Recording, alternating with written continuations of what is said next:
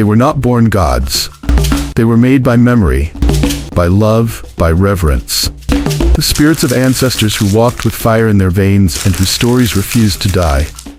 Their names were once whispered beneath baobab trees, poured into libations, carved into wood, sung through ceremony.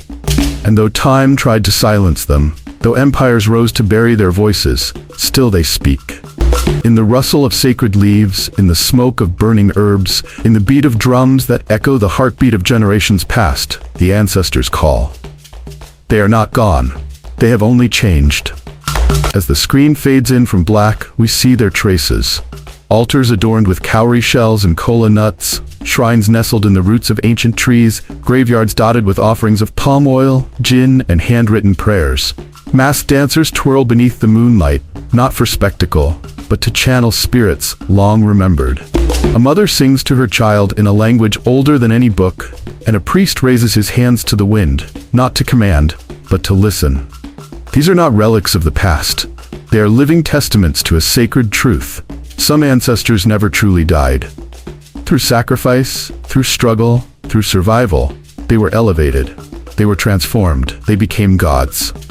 This story is not about mythology in the Western sense. It is not about beings invented to explain what we did not understand. This is about memory, about legacy, about spiritual inheritance. Across the vast continent of Africa and throughout the African diaspora, there are names still spoken with trembling reverence. Not because they were always divine, but because their lives and deaths became too powerful to forget. Through ritual, through repetition, through the fire of cultural remembrance, these ancestors crossed the threshold between human and divine. They now dwell in the space where blood meets spirit, where the remembered becomes sacred. This is their story, and it is our story, a journey into the realm of the spirits that refuse to die. Those who walk still, not in flesh, but in force. Not in body, but in presence. The gods who were once people, the people who became gods. Let us remember them. Let us call their names. Let us follow their footsteps into the sacred. In many African spiritual traditions, the distance between the human and the divine is not a chasm, but a thread. It is not a leap across the impossible. It is a crossing, a passage, often marked by reverence, ritual, and remembrance. To become a god in these systems is not to be born otherworldly, but to live so powerfully, so truthfully, that death becomes a doorway, not a disappearance. African cosmologies are rooted in the divine-human continuum, a worldview that understands divinity not as something separate from humanity, but as something accessible, attainable, and inherent in the human experience. In this understanding, godhood is not a reward for perfection. It is a recognition of impact. Some ancestors, through sacrifice, wisdom, leadership, and enduring presence, are elevated. They are remembered not just as elders or heroes, but as deities. Ancestral veneration is central to African spirituality. It is the foundation upon which communities build their identity, their rituals, their understanding of justice and morality. To honor one's ancestors is not simply an act of respect. It is a continuation of relationship. Ancestors are believed to walk beside the living, to intervene, to warn, to bless. They are not abstract forces, they are family. Their spirits are fed, their names are called, their wisdom is consulted. But while all ancestors are venerated, not all become gods. The shift from respected elder to deified being occurs when an individual's life and legacy ripple beyond the bounds of mortality, shaping not just family memory, but communal spirituality. They become intercessors between the human and the divine. They are no longer just remembered, they are worshipped. The Yoruba tradition offers perhaps the most recognized framework for this transformation, through the pantheon of Orisa. While some Orisha are elemental forces or primordial beings, many are believed to have once walked the earth as humans. Sango, the Orisha of thunder and lightning, was once a powerful king of the Oyo Empire. His rule was marked by great power and eventually great tragedy. But rather than fading into myth, Sango's spirit was elevated. He became thunder itself, a divine judge, a protector of justice. Ogun, the Orisha of iron, war, and technology, was also once a mortal being, an innovator, a warrior, a civilizing force. His legacy lived on through iron tools, through blacksmith, through the fire of human progress. These men were not simply remembered. They were transformed into divine archetypes, names not only prayed to, but embodied in rituals, songs, and sacrifice. In the Igbo tradition, the concept of Ichie encapsulates the veneration of ancestral elders whose wisdom and leadership made them more than human in the eyes of the community. These ancestors are honored as powerful presences who continue to shape the lives of the living. Alongside them stand the Alusi, supernatural beings often linked to deified ancestors or spirits who govern aspects of nature and human affairs. Alusi, like Amadioha, associated with justice and thunder, carry the traits of powerful forebears, remembered and magnified over generations. In this system, the sacred is local, intimate, woven into the family compound and the village grove. Godhood is not a foreign abstraction, it is a natural evolution of memory into spiritual force. The Dagara people of Burkina Faso and Ghana bring yet another perspective through their relationship with the Kontambil, elder spirits who are revered for their wisdom and mystical power. These beings are believed to be among the first humans, but their lives were so spiritually aligned, so energetically potent that they transcended death. They became guiding forces, invoked in healing rituals, divination, and initiation rites. To commune with the Kontambil is to access ancestral intelligence that is both ancient and alive. It is to remember what the bones of the earth remember. At the heart of all these traditions is a shared belief. Death is not the end. It is transformation. When a person dies, their spirit journeys to the realm of the ancestors. But some do not rest. Some spirits remain active, not because they are lost, but because they are needed. Their presence is too loud to vanish, their memory too alive to decay. These are the ancestors who become gods. They do not ascend to a distant heaven, but into the rhythms of daily life. They live in the sacred drumbeats, in the offerings poured onto soil, in the proverbs spoken over cooking fires, in the dreams that arrive without warning. They are not above us, they are with us. This process of elevation is not random. It is crafted through ritual, cemented by story, sustained by collective will. Shrines are built, songs are composed, libations are poured, masks are carved in their image, festivals are held in their name. Through these acts, memory is made tangible. The line between the living and the dead is redrawn, not as a wall but as a bridge. And as long as their names are spoken, their power endures. As long as their stories are told, their divinity is reaffirmed. To become a god, then, is to matter so deeply to your people that they cannot let you go. It is to become the embodiment of values, of energy, of transformation. It is to walk so firmly in life that even in death your footsteps remain. These spirits are not distant icons, they are intimate ancestors. And their journey from human to divine is not just their story, it is the story of a people refusing to forget. It is the story of memory wielded as power, of reverence elevated into worship. It is the story of spirits that refuse to die. Across the vast and varied spiritual landscapes of Africa, history and divinity are not distant cousins, they are kin. In these traditions, the most powerful gods are often born not from myth, but from memory. They were once flesh, bone, and breath, leaders, warriors, builders, healers, whose legacies were so profound, so fiercely remembered, that time transformed them. Their names did not fade with the dust of death, they ignited. Carried on the backs of griots, carved into shrines, invoked in prayer, these ancestors crossed into godhood, not by desire, but by necessity. The people refused to let them be forgotten. Their spirits became woven into the consciousness of cultures, into ceremonies, and into the thunder of the natural world itself. Among the most renowned of these figures is Sango, once a mortal king of the Yoruba people. He was not born divine, he ruled Oyo with unmatched strength, charisma, and intensity. His power was not merely political, it was elemental. Tales tell of his control over lightning, of his fierce justice, and of the storms that followed him. When he died, it is said that he did not simply pass, he ascended. The earth rumbled, the skies split, and from that moment, Sango was no longer just a name in royal genealogy. He became the Orisha of thunder, of fire, of justice. Today, his worship spans not only Nigeria but across the Atlantic, in Brazil, Cuba, and Haiti. His devotees still wear red and white, dance with double axes, and call upon him to bring justice where injustice reigns. Sango is not myth. He is memory made divine. Just as powerful, though often less known outside of Nigeria, is Efensetan Aniwura, a historical matriarch of Ibadan. She was a merchant, a landowner, a political force. She wielded power in a male-dominated world with such dominance that her very name inspired both awe and fear. Stories of her ruthlessness are matched by accounts of her protection, her strategic mind, her ability to defend her people, and build economic empires. Though her story was stained by colonial narratives that labeled her cruel, the oral histories of her community tell a more complex truth. In death, she did not fade. Among certain circles, her spirit is still called upon. Rituals are performed in her name. She is not merely remembered, she is invoked. She became a spiritual force, not because she asked to be one, but because history could not contain her. Further south, in the land of the Zulu, the figure of Shaka looms tall, not just as a king, but as a living force in the collective soul of his people. Shaka Zulu was a warrior unlike any before him.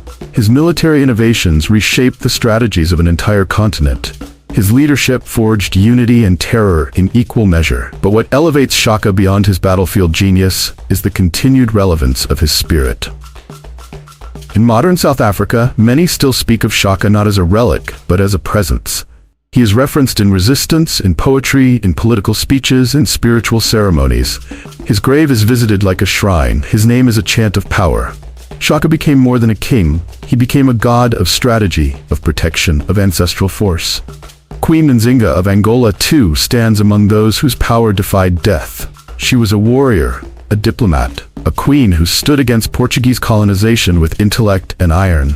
She dressed as a man in battle, negotiated treaties with cunning precision, and ruled with unmatched resilience.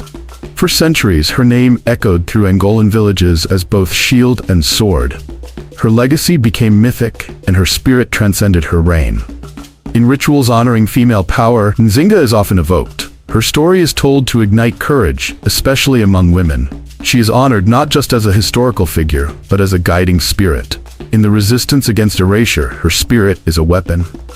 And then there is Imhotep, one of the oldest and most profound examples of deification through legacy. Born in ancient Egypt, Imhotep was a polymath, a priest, physician, architect, and philosopher. He served under Pharaoh Djoser and is credited with designing the first pyramid. But Imhotep's genius extended beyond engineering. He was known as a healer, a sage, a man whose mind touched the divine. Over centuries, his memory grew. He was elevated to the status of a god, worshipped as a deity of medicine and wisdom. Temples were built in his honor. He was invoked in healing rituals across the Nile Valley. To this day, his name is revered among scholars and spiritual practitioners alike. These stories are not scattered exceptions. They are a pattern. They reflect a spiritual worldview that honors legacy, that rewards sacrifice, that understands power not as fleeting but as eternal when rooted in the community's soul. The path from mortal to divine is marked not by miracle but by memory. When a person shapes the destiny of their people so deeply that generations cannot forget them, when their name continues to be spoken in moments of fear and triumph, they do not simply remain, they ascend. In visualizing these ancestors, we see more than their portraits. We see their echoes in ritual. We see masked dancers channeling Sango's fury, hear drummers conjuring Nzinga's courage, witness healers whispering Imhotep's wisdom over the sick. Their legacies are not dust.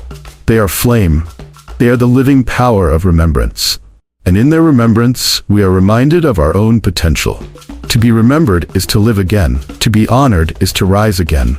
And for these legendary ancestors, death was never the end. It was only the beginning of godhood.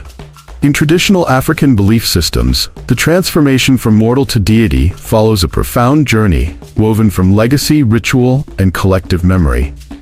It begins with a life of impact, forged in leadership, wisdom, sacrifice, or mystery, and is sustained through spiritual presence that transcends death. A person becomes divine not through celestial birth, but through earthly deeds so powerful that they echo across generations. Their stories ripple outward, carving a space where myth and memory blur until the mortal body becomes irrelevant and the spirit lingers instead. This liminal existence is nurtured by community, consistently honored through ritual, storytelling, and sacred remembrance. To be remembered, they say, is to be eternal. At the heart of deification lies legacy. Leaders like Sango, Imhotep, Nzinga, and Shaka did not aspire to divinity. They were driven by vision, need, and duty. Their lives touched large scales of society, kingdoms, healing traditions, military resistance. Their choices left traces: cities built, laws enacted, medical cures discovered, cultural pride awakened. When these figures died, communities faced a question: could their contributions end with mortality, or should they be allowed to persist? In countless cases, the answer was the latter. No human life, no matter how extraordinary, needed to disappear once its body had gone. But to continue beyond death, to remain accessible, required transformation. Rituals serve as the bridge across this transformation. Libations, poured at crossroads or shrines, open the connection between the living and the spirit world, inviting the ancestor to drink, to see, to listen. A shrine built in clay, wood, or stone becomes a dwelling, a sacred home for the spirit to inhabit. Naming ceremonies, where the deceased are called by titles of respect or power, Orisha, Kontumbila Egbe in Yoruba, elevate their status among living deities. Songs recount their feats, teach their lessons, and preserve their character. These offerings are not acts of worship to something foreign. They are affirmations of relationship. Each ritual element sustains the presence, keeps the spirit near, and affirms its potency. Take, for example, the phrase, "To be remembered is to be eternal." It is not rhetoric, it is theology. In cultures where oral tradition is primary, memory is the container of history. When elders teach children about Imhotep's genius or Efunsatan's authority, they are creating spiritual continuity. With each telling, their god is born anew. With each repetition, their presence is reaffirmed. Even when historical facts blur, the essence remains. These spirits hold meaning.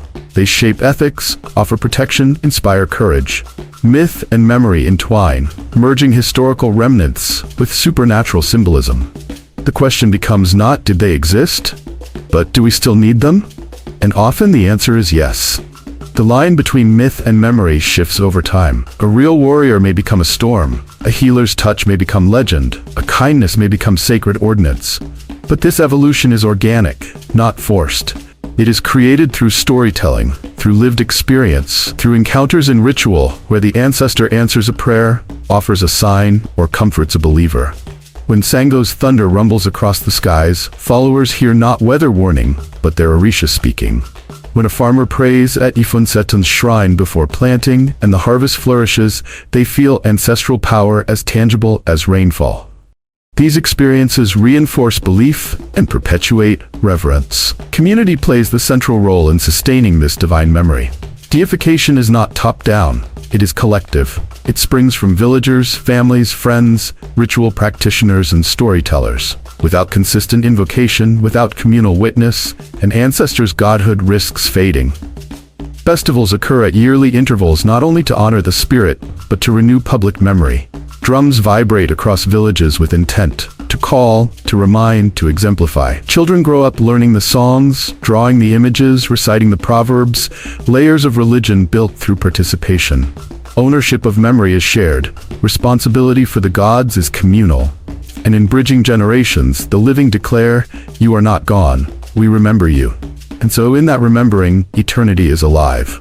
It is also important to note that becoming divine is not inflated by arrogance but tempered by mystery. Not every ancestor becomes a god. Only those whose lives retain an element of the inexplicable, the potent, the communal, ascend. Mystery is key. Those spirits with unanswered stories, why Sango died so young, how Nzinga wielded such diplomatic mastery, how Imhotep's cures worked, those mysteries keep people returning to the shrine seeking touchpoints of the sacred. In the unknown resides reverence. In unanswered questions waits devotion. Over centuries, the boundary between mortal and divine becomes porous, not by design but through communal sanctification. The person becomes part of cosmology. Their shrines enter spiritual geography. Their stories enter ritual grammar. Their spirit becomes as accessible as wind on a palm frond, and as present as ancestor buried beneath the land. In African spiritual systems, then, deification is the ultimate crown. Not of wealth, not of lineage, but of legacy. It is recognition that life honored must persist. It is the collective commitment to spiritual continuity. Through memory measured in words, rituals, and belief, the dead are not gone. They become the living threads of cosmic remembrance, and the human who was mortal becomes divine. That is the path. Across the globe, across cultures and centuries, a remarkable spiritual echo resounds. The transformation of ancestors into divine presences is not confined to Africa. It is a thread woven into the fabric of human belief. In Japan, the Shinto tradition places immense reverence on kami, spirits often embodied in the vitality of nature or the legacy of revered individuals. These are not distant gods, but ancestral energies that linger in mountains, trees, streams, and in the deeds of those who shaped communities. A forgotten clan leader may be deified as a kami, their shrine becoming a sacred site where fertility, protection, or healing energy converges. There is no grand theology separating humans from the divine. Instead, there is fluidity, reciprocity, and an understanding that memory and reverence can elevate the deceased into ongoing spiritual guardianship. India offers another profound illustration of deified humans, where saints, sages, and even warriors are canonized within folk Hindu cosmology. A local hero who sacrificed himself for justice may be worshipped as a folk deity or guardian spirit long after his death. Consider Jhansi Ki Rani, whose courage against colonial forces has led some communities to venerate her with rituals and offerings. Or historically, the Tamil queen Rani Velu Nachiyar, whose bravery and leadership have caused her memory to be honored almost worshipfully. Even mainstream pantheon figures like Hanuman and Shiva share temples that feel lived in, their energy renewed through collective devotion. These stories affirm that divinity is earned through action, not assigned at birth, an intuition familiar to Yoruba, Igbo, or Dagara practitioners who see kings and diviners ascend by virtue of their impact. In China, the practice of deifying ancestors is deeply rooted in Taoist and folk religious traditions. Shrines and homes and temples honor forebears with incense, food offerings, and filial prostrations, believing that the living and the dead form a continuum. Sometimes, a highly respected ancestor is elevated to greater spiritual status, becoming a protective spirit for an entire community or lineage. The divine family of gods in China often includes historical figures whose moral example or supernatural signs merited genuine worship. Though the language differs, spirits, ancestors, deities, the impulse is the same. Those who shaped the moral and structural foundation of society become spiritual pillars long after their bodies are gone. In the Americas, the echoes of this ancestral deification are perhaps most clearly heard in the Vodou traditions of Haiti. Loa such as Papa Legba and Baron Samedi are more than metaphors. They are ancestral energies born of West African Eshu and Gay lineages, transformed through the crucible of slavery and survival. Legba, the gatekeeper of spiritual paths, speaks again through Haitian drum rhythms and altars, echoing the Yoruba Eshu's role as cosmic messenger. Baron Samedi, with his equal parts irreverence and healing, embodies a guardian of the crossroads between life and death. These spirits are neither imported nor recreated. They are the memory of Africans who became gods by refusing to vanish. In voodoo ceremonies, a practitioner may be possessed by these ancestral energies, not as myth, but as proof of presence. From Japan's mountain kami to China's household deities, from India's folk saints to Haiti's Loa, the pattern is unmistakable. Communities elevate the torchbearers of their survival, identity, and morality. The hero, defender, healer, or rebel does not remain confined to legend. Their power becomes accessible, living, transformative. We see across cultures a universal instinct at work. Humans honor those who shaped shared meaning, who embodied strength when none remained, who spoke truth to power or healed wounds too large for any medicine. To allow such spirits to disappear would be to sunder the spiritual thread that binds past to present, ancestor to descendant, cultural memory to living identity. This universality is not accident. It is human. It is understandable that societies would sanctify those whose lives altered the course of history, whose sacrifice became collective inheritance. These spirits do not require temples of marble or holy books of creed. They need remembrance. They grow in ritual gestures, a sip of palm wine, a whispered prayer, a dance step before dawn. They thrive in oral tradition, in songs carried across generations, in shrines that are rebuilt even after centuries of neglect. They are near, they are personal, they are ancestral.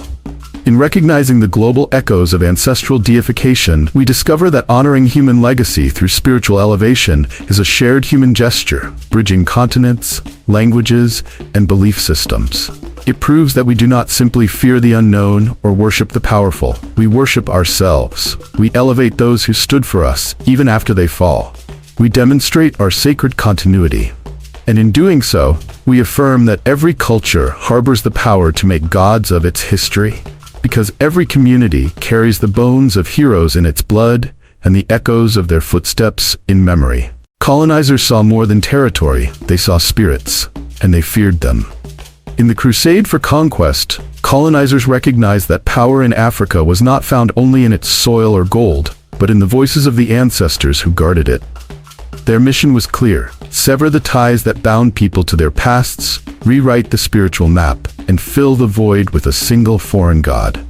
Christian missionaries, backed by imperial authority, carried this assault with deliberate fervor. They rebranded sacred beings as demons, demonized ancestral rituals as witchcraft, and stripped communities of their spiritual sovereignty.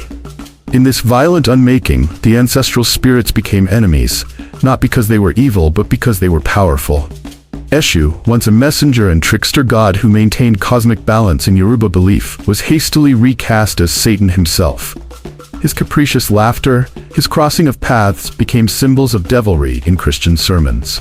Ogun, the Orisha of iron and innovation, the forger of civilization through industry and protection, was labeled savage and uncivilized. His forges were called altars of paganism. His iron implements were branded tools of the devil. These were not misunderstandings. They were calculated moves to delegitimize indigenous authority, to turn protector into pariah. The missionaries did not merely attack belief, they went after the spiritual infrastructure itself. To further their goal, colonizers systematically destroyed shrines, desecrated temples, and removed objects of worship. Wooden sculptures carved to embody ancestral power were burned or smashed. Sacred groves, where spirits dwelled and rituals were held, were cut back for timber or turned into churchyards. Ritual sites on riverbanks were fenced off or clandestinely redirected. Missionaries and colonial administrations criminalized traditional practices, passing laws that barred drumming and dance on Sundays or banned trance ceremonies outright. A gathering around a fire became grounds for arrest. A midwife's song at childbirth became a crime. Spiritual suppression was not just theological, it was political. By removing the catalysts of communal energy, colonizers weakened communal bonds and made conquest easier. These efforts were paired with psychological manipulation. Colonial education systems taught children that their ancestors had been heathens, that their gods were false, that their traditions were backward. Elders were mocked, stories were rewritten. New generations grew up ashamed of their heritage. Missionaries claimed that to honor one's ancestors was to flirt with damnation. People were urged to choose between salvation and memory. Many chose survival, relinquishing spiritual continuity for social acceptance. But spiritual suppression, as it turns out, is brittle against memory. For centuries, the colonizers failed to break the invisible chains of memory and reverence, because the spirits refused to die, because the people refused to forget. Underground ceremonies continued, drumming persisted in hidden clearings. Prayers were whispered, blood mixed with kola nuts in secret libation ceremonies. Oral traditions adapted, disguising sacred names under the guise of saints. Eshu became Saint Anthony in Cuban Santeria. Ogun became Saint George. These conversions were not betrayals, they were survival strategies. They preserved spirits in exile and ensured their rebirth in new soil. The bridge between bloodline memory and spiritual resilience was never severed. This resistance worked not through overt rebellion, but through quiet endurance. It thrived in the human heart, beyond colonial registers and mission logs. It existed in the grandmother who sang lullabies about ancestral heroes. It lived in the storyteller who taught children the proverbs that had deemed these ancestors as gods. It pulsed in clandestine ceremonies, behind closed doors, in stolen moments of remembrance. It showed that spiritual suppression can close temples, but not erase heartbeat. It proved that colonial authority can claim land, but cannot claim soul. What colonizers feared most was not rebellion, it was remembrance. They understood that if people remembered their sovereign spirits, they would also remember their sovereign identities. Remembering ancestral spirits meant reclaiming spiritual orientation. It meant refusing to be spiritually homeless. It meant connecting blood to memory, land to lineage, future to past. Colonizers knew the danger. Spiritual memory is resistance, so they dismantled, banned, suppressed, rewrote, and mocked. But the spirits survived. They hibernated, they migrated, they disguised themselves in saints, they persisted in song, they lived in libraries of memory untouched by colonial decree. And when the conditions became right, as they often do, they began anew. The collective forgetting faltered, memory surged, rituals re-emerged, shrines were rebuilt, drums returned. And with them, the gods returned. The spirits refused to die because the people refused to forget. And that is the ultimate truth of spiritual decolonization. What is remembered can never be conquered. Around the world, the ancestral spirits once pressured into silence are now making a powerful return, reclaiming space in public life, art, and identity. In Haiti, Vodou ceremonies no longer hide in rural shadows.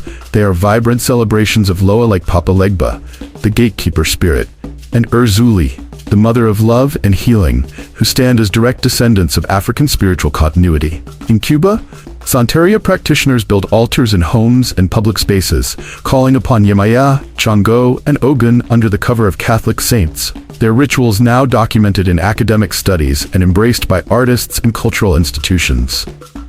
In Brazil, candomblé communities in Rio and Bahia openly honor orixás through drumming, dance, and sacred feast days that fill cities with ancestral presence. And in West Africa, particularly Nigeria, Ifa priesthoods are growing, with diaspora adherents connecting over online gatherings to consult divination, build shrines in their living rooms, and study Vodou verses as a way of re-rooting in pre-colonial spiritual sovereignty. What is especially striking is the energy of the youth. Far from resisting or ignoring ancestral tradition, young Africans are actively seeking it out. They are organizing land-based devotional spaces, reclaiming forests and rivers as sacred sites, erecting shrines in city neighborhoods beside reminders of colonial erasure. These shrines are not historical reconstructions. They are living altars with offerings of wine, honey, flowers, and incense, with carved bowls that hold water to represent rivers, and with sculptures that evoke the subtle presence of ancestral wisdom. Young women and men, speaking in both English and local languages, invite spirits into public forums, lecture halls, and digital platforms, bearing witness to the fact that spiritual memory is no longer niche but urgent. This reclamation often intersects with activism. In Nigeria's End SARS protests, songs and slogans invoked ancestral protection against state violence. In contemporary art, exhibitions from Dakar to New York feature work that references ancestral cosmologies, literalizing them in sculptures and paintings that resist colonial erasure. Performance theater in Johannesburg and London reenacts ancestral stories, charging modern spaces with voices often silenced by history. Poets read invocations to Nzinga and Sango. Filmmakers dramatize the communion between people and their long-dead guides. Memory becomes a protest, a refusal to accept amnesia as default. Even fashion has become an altar. Designers in Lagos and London blend traditional beads, textiles, and symbol-laden fabrics into runway couture, each stitch echoing ancient deities. Shows open with rhythmic drumbeats, live dancers, and spoken prayers, all honoring Orisha or Vodun spirits. Models walk as emissaries of ancestral dignity, not fetishized exoticism. In music, from Afrobeat to spiritual jazz, artists sample Egun chants and Ifa verses, layering them into mixes that blast in clubs and spiritual circles alike. Lyrics call back the ancestors, rhythms reclaim the heartbeat of the land. Literature, too, is alive with ancestral power. Novelists like Yagyasi and Nnedi Okorafor draw ancestral beings into their narratives, making the spiritual not a subplot but the foundation of identity. Memoirs, essays, and poetry collections chronicle journeys into Ifa divination, Vodou initiation, or Orisha offerings, offering readers permission to remember. Academics publish not only as scholars writing about folklore, but as practitioners. Professors in diasporic universities lead classes in ritual arts alongside contemporary theory, teaching that memory is not an archive, as a living ecosystem. This global revival, Vodou, Santeria, Candomblé, Ifa, and more, is more than nostalgia. It is spiritual activism. It is cultural reclamation performed through prayer, dance, costume, art, protest, and scholarship. Where colonial regimes once sought to erase diversity, these movements insist on multiplicity of gods, of identities, of stories. Young Africans are building coalitions with indigenous movements in the Amazon, with First Nations spiritual leaders in Canada, with Maori in Aotearoa, creating transcontinental networks of ancestral solidarity. Together they chant across oceans, "We remember. Our ancestors walk with us. Our spirits are sovereign." Memory is power, and this movement proves it. In these living, breathing practices, the phrase, "the spirits refuse to die because the people refuse to forget," finds its fullest meaning. These ancestral powers now walk beside their descendants in city streets, in forests, in ancestral altars, in protest chants, in gallery halls. They are not relics relegated to past centuries. They are present, they are loud, they are resistant. They perform not only personal healing, but collective reclamation. They are memory as resistance, and in remembering, communities are healing, resisting, rebuilding, and renewing spirit for a world thirsty for connection, depth, and justice. Some spirits refuse to die. They do not seek worship. They do not demand temples. They are not gods because they willed it, but because their people needed them to live on. Throughout this journey, we have followed the trail of memory through fire, silence, and resurrection. We have witnessed ancestors who once breathed as humans, rulers, healers, warriors, prophets, become more than their bones. In the space between remembrance and reverence, they rose. Not through fantasy, but through devotion. Not as distant deities, but as ever-present guides. They walk not above us, but beside us, whispering through drumbeats, dreams, and ancestral altars. Their elevation was not myth, it was necessity. Because when the people were broken, they became bruggen, they became strength. When the land was stripped, they became roots. When names were erased, they became chants. They are the gods of memory. We remember now, not just for history, but for survival. In remembering, we return to our center. We reclaim the names we were told to forget. Sango, Nzinga, Ogun, Aniwura, Imhotep, Afansitan Shaka. These are not just names in books. They are blueprints of power. They are maps of resistance. They are proof that the divine can wear human skin, walk barefoot through villages, and leave echoes in bloodlines.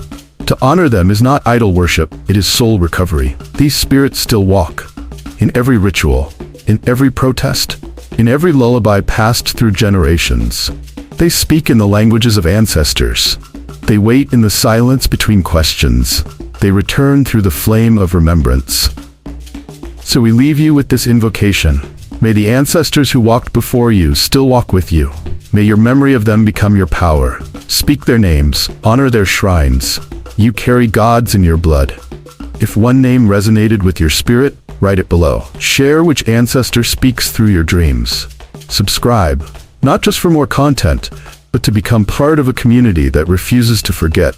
Share this offering, not to go viral, but to awaken memory where silence once ruled. Let this be a sacred act. Let it be your offering. And to you who watched, who listened, who traveled with us through time and spirit, we thank you. Your presence honors them. Your attention resurrects them. Thank you for spending your time with us. In memory, in reverence, in power, the spirits still walk, and now so do you.